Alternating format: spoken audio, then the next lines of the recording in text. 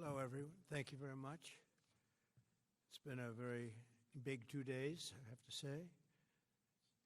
And we'll be heading back to Washington, D.C. right after this. And I'd like to wish everyone a very good evening. And over the weekend, the United States military and the Israeli Defense Forces continued Operation Epic Fury very successfully. Over the past 9 days, we've carried out some of the most powerful and complex military strikes and maneuvers the world has ever seen. Now, you add that up to all of the other things, Midnight Hammer, getting rid of the nuclear threat from Iran, which was a big moment in history, in my opinion, and the great success we've had in Venezuela and all other places. Every place we've gone, we've had tremendous success. But while we're doing all of these things, we're achieving major strides toward completing our military objective. And some people could say they're pretty well complete. We've wiped every single force in Iran out very completely. Most of Iran's naval power has been sunk. It's on the bottom of the sea. It's almost 50 ships. I was just notified it's 51 ships. I didn't know they had that many. Didn't last very long. And these are fighting vessels. They're meant to fight, but they're not meant to fight against us. We continue to target Iran's drone and missile capabilities. Their drones are way down. Their drone manufacturing has been hit starting today. We know all of the places they manufacture the drones, and they're being hit one after another. Their missile capability is down to about 10%, maybe less. We're also hitting where they make missiles and where they deliver missiles. We've struck over 5,000 targets to date, some of them very major targets, and we've left some of the most important targets for later in case we need to do it. If we hit them, it's going to take many years for them to be rebuilt, having to do with electricity production and many other things. So we're not looking to do that if we don't have to. But they're the kind of things that are very easy to hit, but very devastating if they are hit. We are waiting to see what happens before we hit them. We could take them all out in 1 day, but it's all resulting in a 90% decline in various things, but in particular, Iranian missile launchers and 83% drop in drone launchers. As you know, the drone launchers are pretty well shot, but we're at over 90% decline in the Iranian missile launchers, which is very hard to reproduce and very hard to get. And usually what we were able to do through great equipment, a lot of smart people, as soon as they sent a missile up from a launcher, we were able to knock out that launcher within a period of 5 minutes or less, accurately right on the noggin. So now we have low-cost interceptors effectively combating Iranian drones, and our B-2 bombers recently dropped dozens of 2,000-pound bombs to destroy missile launchers all over Iran and buried deep under Iranian soil in many cases. The soil was no match. And we're also annihilating the manufacturing base that the regime uses to build drones and missiles at a rate that nobody thought was possible. We're knocking them out. We know where they all are. We're knocking them out very quickly. We're ahead of our initial timeline by a lot. I would say that we probably would not have thought after a month we'd be here, in addition to the fact that we've taken out the leadership twice and maybe 3 times. And we, as you know, we want to be involved. We don't want another president that maybe wouldn't be willing to do what I'm willing to do for the good of the world, for the good of our nation, to be stuck with the situation in 5 years or 10 years from now.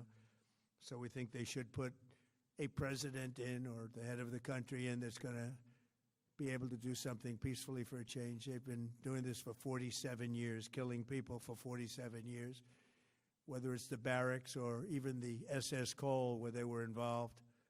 Very strongly, they always denied it. But where they were very strongly involved, and all of the people that died through the roadside bombs died and are right now walking around with no legs, no arms, a face that's been so badly damaged. The Iranian regime has been attacking Americans and spreading terror for 47 years, and despite these countless opportunities to renounce their nuclear ambitions, which they had just a short while ago, they told Mr. Witkoff, who is standing right over here, they said, they actually said, we want to keep building. Essentially, in a real nutshell, we want to continue to build nuclear weapons. If we didn't knock out Midnight Hammer, if we didn't knock out their Iranian potential, if we didn't do that with Midnight Hammer, they would have had a nuclear weapon. They would have used it long before now. And at a minimum, Israel would have been annihilated. I was very lucky that we had the courage to do that, that we had the talented pilots and the great equipment. The B-2 bombers are unbelievable. We ordered 25 more, by the way, the newer, better version. We have the greatest military in the world. We have the greatest equipment in the world by far. You see that no matter where we go. You still need the people, though, to operate it and to use it. And those are the people that we cherish. Even after we obliterated their key nuclear sites in Operation Midnight Hammer, they never negotiated in good faith. They still continued to say, we want to build nuclear. We want enrichment at levels that were unacceptable. And they even turned down an offer for unlimited free nuclear fuel forever for civilian purposes. We had people offering them free nuclear fuel. They weren't interested in that because they wanted to build a nuclear weapon. So instead, the regime was trying to reconstitute its weapons program at a different site. They couldn't go back to where they were, the 3 sites that we obliterated. But they were starting work at another site, a different site, different kind of a site. And that was protected by granite. They wanted it protected. Granite's pretty good, but they wanted it protected by a lot deeper. They wanted to go a lot deeper, and they started the process while rapidly building conventional ballistic missiles. They were going to do it all at the same time that threatened our overseas bases and soon could have reached even our homeland. The regime's intention was to use this exponentially growing ballistic missile threat to make it virtually impossible to prevent them from obtaining a nuclear weapon. So as you probably saw, they had a tremendous number of missiles, most of which are now being used or destroyed, and very unsuccessfully used because we have been able, for the most part, to shoot them all down. What incredible technology. The Patriots have been unbelievable, and other things. And the laser technology that we have now is incredible. It's coming out pretty soon. Where literally lasers will do the work of, at a lot less cost, do the work of what the Patriots are doing or what other things are doing. The situation was very quickly approaching the point of no return, and the United States found it intolerable, in my opinion, based on what Steve and Jared and Pete and others were telling me, Marco, so involved, that I thought that they were going to attack us. I thought they would, if we didn't do this at the time we did it, I think they had in mind to attack us. And if you notice, they did something which was very foolish, very stupid, I would say. They attacked their neighbors. And their neighbors were largely neutral, or at least weren't going to be involved, and they got attacked. And it had the reverse effect. The neighbors came onto our side and started attacking them, and actually quite successfully. If you look at Saudi Arabia, you look at UAE, Qatar, and others, but they were strong and they were smart, but they got attacked. Nobody, when I first heard it, I said, no, somebody made a mistake. There was no mistake. UAE had over 1,000 missiles shot at it, knocked them almost all down. On the very first day I came down the escalator in 2015, I said, quote, I will stop Iran from getting nuclear weapons, and all I'm doing is keeping my promise. Think of that. That was in 2015. I said it. It was a threat then and a much bigger threat now, but no longer a threat, not for a long time anyway. We want to keep it that way. As we continue Operation Epic Fury, we're also focused on keeping energy and oil flowing to the world. and I will not allow a terrorist regime to hold the world hostage and attempt to stop the globe's oil supply. And if Iran does anything to do that, they'll get hit at a much, much harder level. I will take out those targets that were easy and that I mentioned just before. We'll take them out so quickly, they'll never be able to recover, ever. If they want to play that game, they better not play that game. In the long run, oil supplies will be dramatically more secure without the threat of Iranian ships, drones, missiles, nuclear menace, or anything. So the Strait of Hormuz is going to remain safe. We have a lot of Navy ships there. We have the best equipment in the world, inspecting for mines. Again, most of their ships are down at the bottom of the sea, but we will hit them so hard that it will not be possible for them or anybody else helping them to ever recover that section of the world if they do anything. In recent years, the regime and its terror proxies have launched attacks on hundreds of commercial vessels. We're putting an end to all of this threat once and for all, and the result will be lower oil prices, oil and gas prices for American families. We've done that. We've done it. We brought it very low. This was just an excursion into something that had to be done. We're getting very close to finishing that, too. In the meantime, during this brief disruption, the United States is offering political risk insurance to any tankers operating in the Gulf. So we're putting up risk insurance. We'll perhaps go alongside of them for protection. We don't think it'll be necessary. If it is, and if they do anything, the price will be incalculable. It will be so great that they will have wished they never did it, because you have to keep the straits flowing. With all of that, it affects other countries much more than it does the United States. It doesn't really affect us. We have so much oil. We have tremendous oil and gas, much more than we need. We have Venezuela now as our new partner, great partner. They've worked out so wonderful. We're working with the administration, the president, and it's a massive source of oil, gas, everything. But we're in a very good position, but very unfair to other parts of the world, like China as an example. I mean, we're doing this for the other parts of the world, including countries like China. They get a lot of their oil through the straits. So we're doing this. We have a very good relationship with President Xi in China. I'm going there in a short period of time, and we're protecting the world from what these lunatics are trying to do, and very successfully, I might add. We're also waiving certain oil-related sanctions to reduce prices. So we have sanctions on some countries. We're going to take those sanctions off till this straightens out. Then who knows, maybe we won't have to put them on. There'll be so much peace. But when the time comes, the U.S. Navy and its partners will escort tankers through the strait if needed. I hope it's not going to be needed, but if it's needed, we'll escort them right through. And we have the greatest mine-sweeping ability. We have the greatest ships, and all of the, we know exactly where they're placed. We'll get them out of there very fast, but we hope we don't have any of that. And again, if they do that, if they play that game, we're going to hit them at a level that they have not seen before. So we're winning very decisively. We're way ahead of schedule. Our military is the greatest in the world, with the greatest equipment and the greatest people in the world. Nobody's ever seen anything like it. Iran's a very powerful country. They were going to take over the Middle East. If we did not hit them, they were going to take over the Middle East. They had thousands and thousands since their last hit.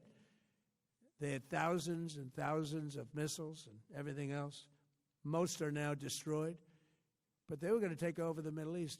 Those weapons were aimed at Middle Eastern countries that had nothing to do with this. They were going to take over the Middle East, and they were going to try and destroy Israel. So we stopped it with good timing, and we're very proud to be involved in this, and it's going to be ended soon. And if it starts up again, they'll be hit even harder. Thank you very much for being here. Go ahead. Any questions? Thank you so much. Go ahead. Do you approve of Iran's new supreme leader? And secondly, can you tell us more about your call with Russian President Vladimir Putin today? Yes. What did you discuss? Yes, I had a very good call with President Putin. We had a lot of people on the line from our side, from his side.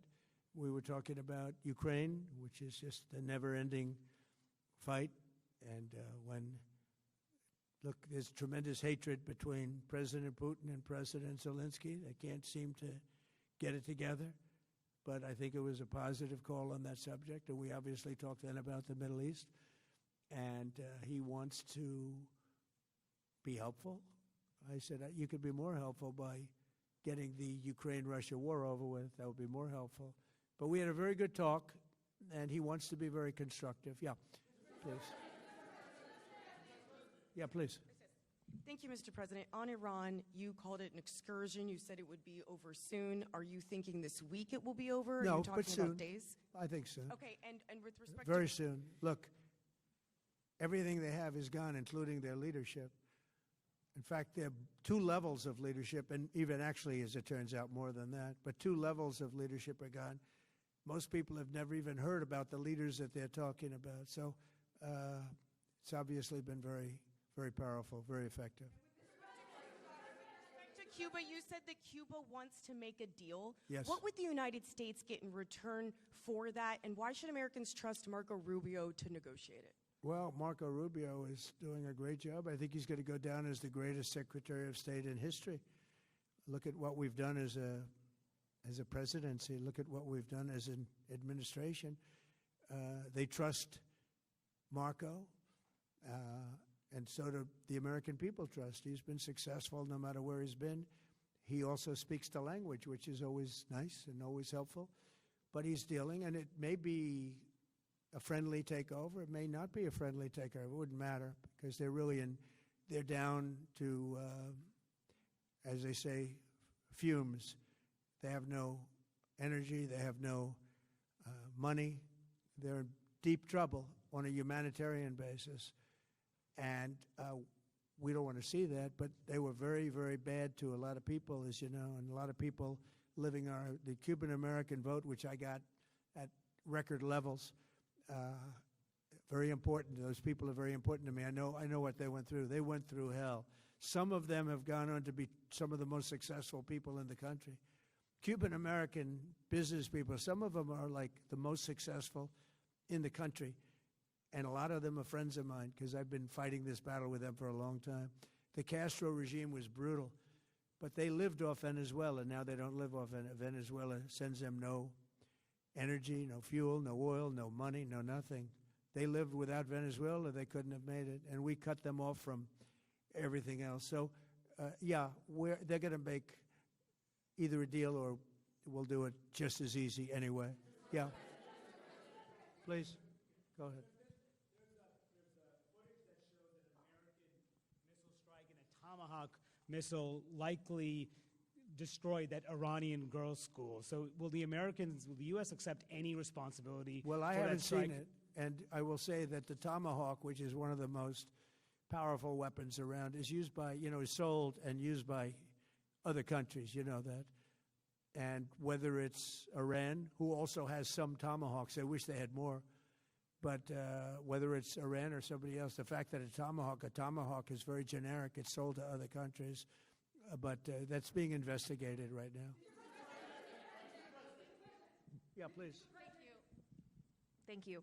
Mr. President, you've said the war is, quote, very complete, but your defense secretary says this is just the beginning. So which is it, and how long should Americans be prepared Well, I think for you could this war say to it last both. for? It's the beginning of building a new country, but they have no Navy, they have no Air Force, they have no anti-aircraft equipment. It's all been blown up. They have no radar, they have no telecommunications, and they have no leadership.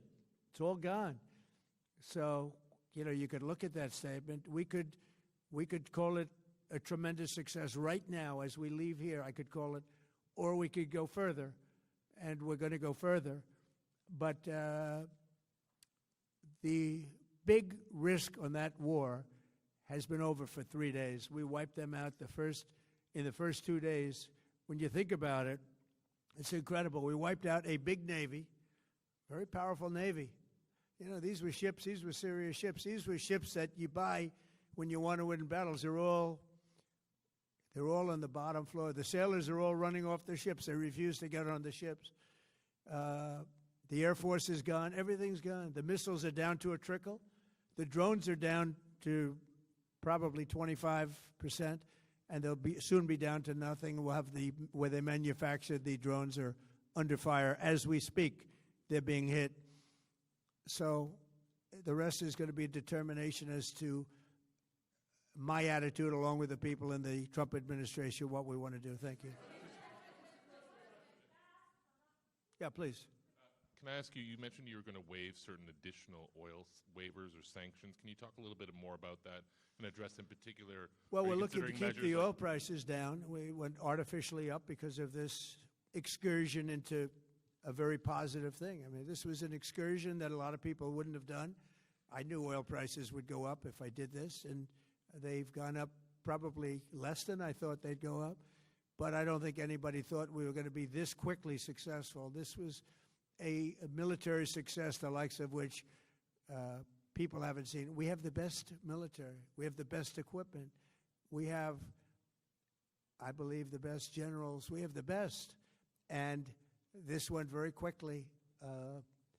We talked about that with President Putin. He was very impressed with what he saw because nobody's ever seen anything quite like it. You know, Iran was a very powerful military country with all of the missiles. Now, you had the double attack. You had the original attack with us and Israel, and that knocked them for a loop. Then you had the B-2 bombers, which took out their nuclear capability, and they would have had a nuclear weapon within 2 weeks to 4 weeks.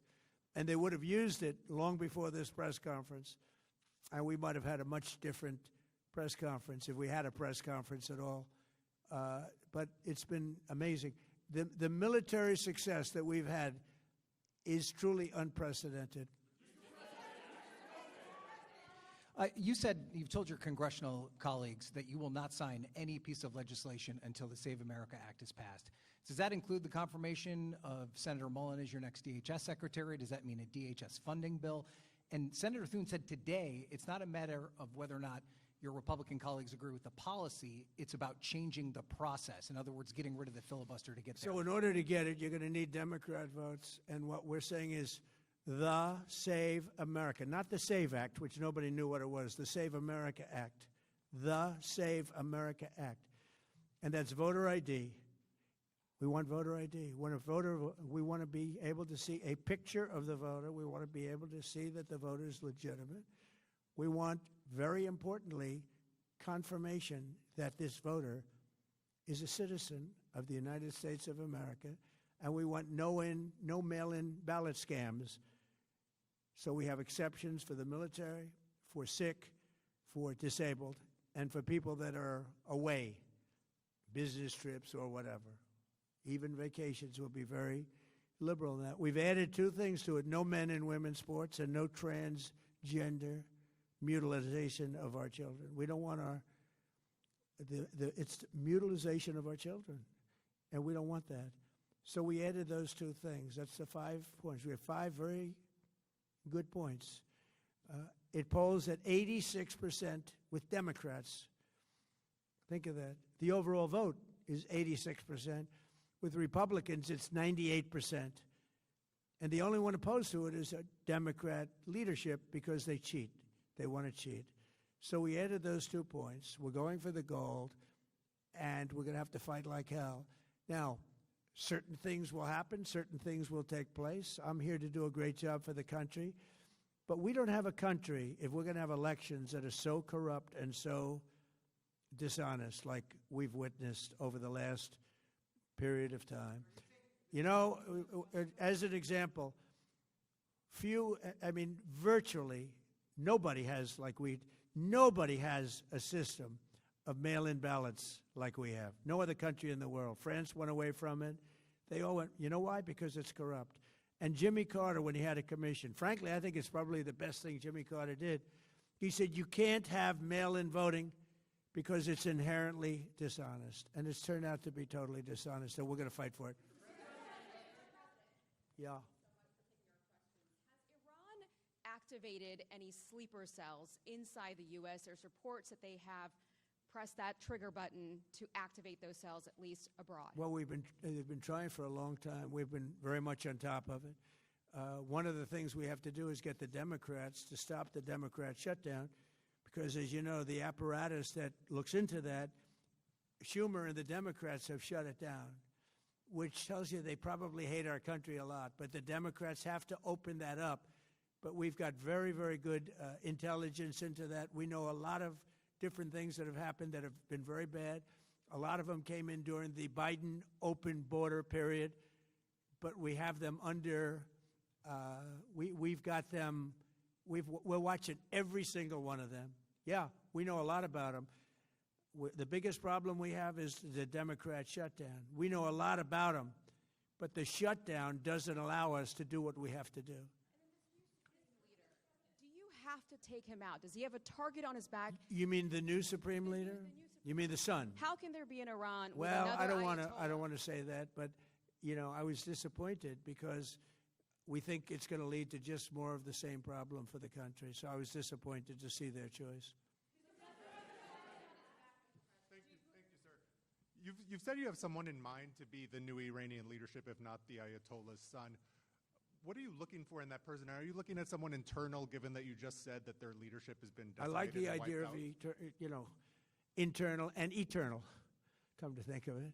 But I like the idea of internal because it works well. I mean, I think we've proven that so far in Venezuela. We have a woman, Delcy, who has been, president of the country, very respected, she's doing a great job. And it's, no disruption. We had, as you remember, Iraq, where everybody got fired. The military got fired, the police got fired, the politicians got fired. There was nobody. And you know what they turned into? ISIS. And we don't want that. We don't want that. So I would like to see people that are inside go. Now they talk about the son of the Shah. They talk about other people. But, hasn't been there in many, many years. We have a formula that's been very good so far, and I think it'll continue to be good. The relationship is extraordinary with Venezuela, smart country. We've taken out 100 million barrels of oil. It's right now in Houston being taken care of and made so beautiful. And you have to see this at work. They have, it's brought to the refineries. It's being refined in Houston, which is made exactly for that product. And so far, but it's 100 million barrels of oil, and now they have another 100 million barrels coming. And it's like a partnership. We're getting along so well with them. It's great for Venezuela, and it's great for the United States. Yeah, please go ahead. Mr. President, you just suggested that Iran somehow got its hands on a Tomahawk and bombed its own elementary school on the first day of the war. But you're the only person in your government saying this. Even your defense secretary wouldn't say that when he was asked, standing over your shoulder on your plane on Saturday. Why are you the only person saying this? Because I just don't know enough about it. I think it's something that I was told is under investigation. But Tomahawks are used by others, as you know. Numerous other nations have Tomahawks. They buy them from us. But I will certainly, whatever the report shows, I'm willing to live with that report. Yeah, please. You said earlier that we've already won in many ways, but we haven't won enough. What do you consider enough? What's your baseline? Where they're this not going to conflict? be starting the following day to develop a nuclear weapon. Where they'll look at that man and some other people from the administration and say, all right, we're not going to do it. They were not willing to say that. And when Steve called up and he said that to me, I said, well, here we go. Let's do it the hard way. But the hard way, I think, is probably the easy way. When basically I can see that they will no longer have any capacity whatsoever for a very long period of time of developing weaponry that could be used against the United States, Israel, or any of our allies. We have great allies in the Middle East, great countries that are allies. And they were staying out of it until they got hit. Someday they'll have to do a story. Why did he do that? Why did they do that? But they were going to hit them. If I didn't hit them first, they were going to hit our allies first. I believe, upon information and belief, But I believe that he was going to, they were going to take over the Middle East. They were looking to take over the Middle East. Now, had Operation Midnight Hammer not taken place, that was definite, because they would have had a nuclear weapon within a matter of weeks. But that took place. That was a setback. But look at the number of missiles they were able to buy and make over the last 6 months. And those missiles were aimed at various countries. And when you look at over 1,000 missiles shot at like UAE, they were looking to take over the Middle East. We got there first. We're lucky. I'll tell you what, the Middle East and those countries, very rich countries, are very lucky that I was president instead of somebody else.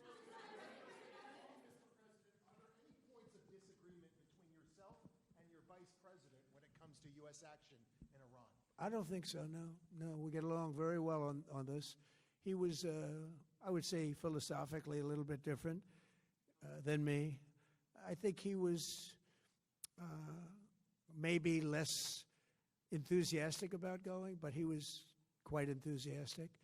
But I felt it was something we had to do. I didn't feel we had a choice. If we didn't do it, they would have done it to us. I felt, based on the negotiations that were being had by Steve Witkoff and Jared Kushner and Marco and Pete, and everybody was involved, I felt that they were looking to tap us along before they hit, and I thought they were going to hit. And if they hit us first, that would have been a very bad thing. In the back, please, in the back.